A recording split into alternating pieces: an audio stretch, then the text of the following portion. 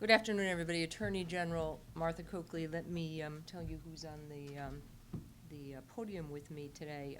To my left is the General Manager of the MBTA, Rich Davey. Starting over here is Assistant Attorney General Jim O'Brien, who's the Chief of our Public Integrity Division. To his left is Sergeant Mary McCauley, Massachusetts State Police. To her left is Assistant Attorney General Gina Masada, who worked on this case. We have with us the Chief of the MBTA Police, Chief Paul McMillan, and two Deputy Chiefs, Joseph O'Connor and Louis Best, who also been involved in this investigation. This morning, State Police assigned to the Attorney General's office, working in conjunction with the police from the MBTA, arrested Andrus Towns, a 27-year-old from Revere. He was going to be arraigned later today in Salem District Court on counts of larceny over $250 and conspiracy to commit larceny under $250. He is charged with committing what is believed to be the largest scheme of illegally produced T-passes, and we'll explain in a minute how it worked, but the amount of money involved in the scope of this is the largest single computer rail and T scheme involved with monthly passes and amounts of money that are in the millions of dollars. The scheme was this. The individual worked for an independent subcontractor who, through contract with the MBTA, the company's named Cubic Transportation Systems of Beverly, it's a national company, had a contract to provide for the service and sale of T-passes online and by the phone.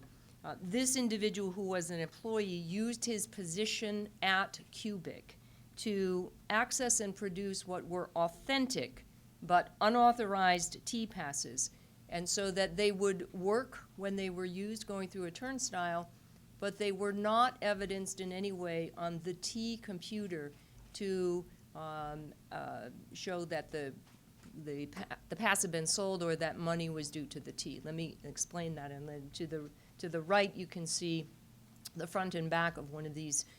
This is a commuter rail pass, in fact.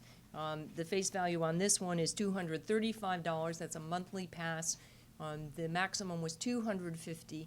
Of course, the Cubic would produce these legitimately, and an individual who bought that pass, $235, would go to the T.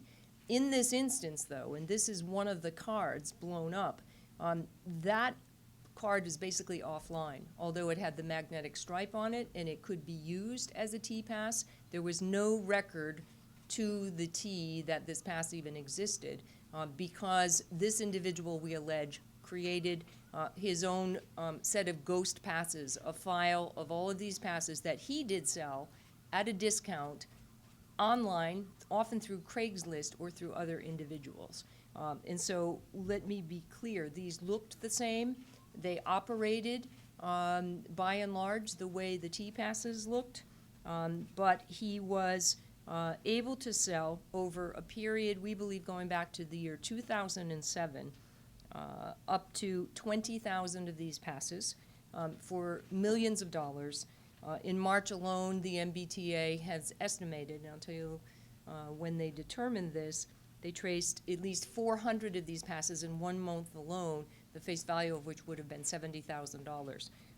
And so we believe that this scheme would have gone undetected, most likely, into the future, but for the alert commuter rail conductor who, back in March, noticed one of the riders, who, by the way, shows the pass, doesn't necessarily swipe it, but shows it to a conductor, and he perceived that the color stripe there that you see in orange was a slightly different color.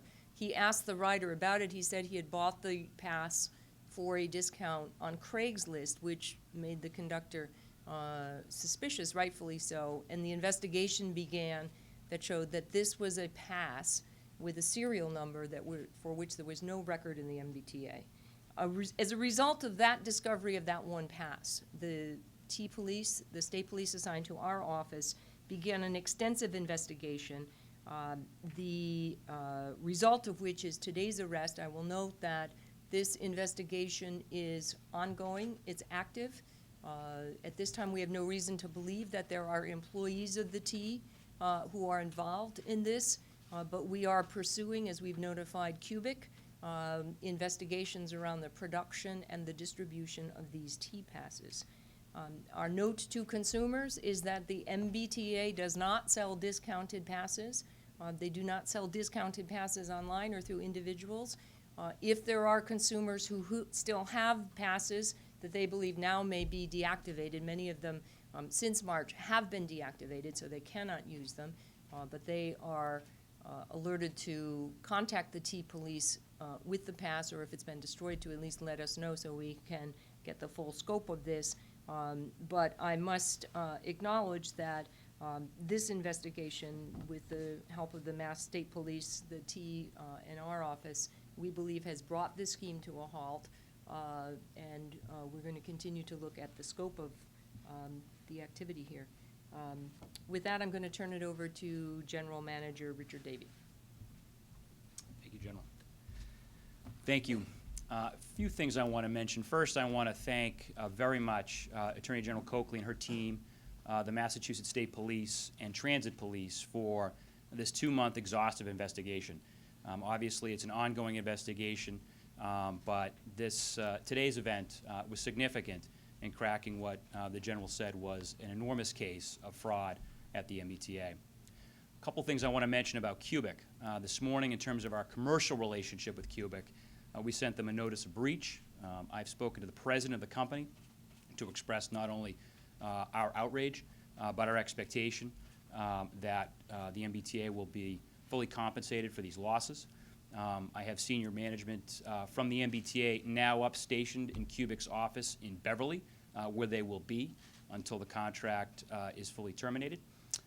Equipment that is used to produce passes has been entirely removed from the Cubic offices, so there is no longer a threat to loss from that office, and we will continue to monitor them closely as we close this contract out. As the Attorney General mentioned, if there are consumers or our customers out there who believe they have purchased a fraudulent pass, we ask them to contact T-Police, which is at 617-222-1160. 1160, yes, sir. And again, this is an ongoing investigation, so if there are other customers out there who believe that they were part of this, unwittingly, certainly, part of this, we ask them to come forward so that we can continue to prosecute this case. Thank you. Questions?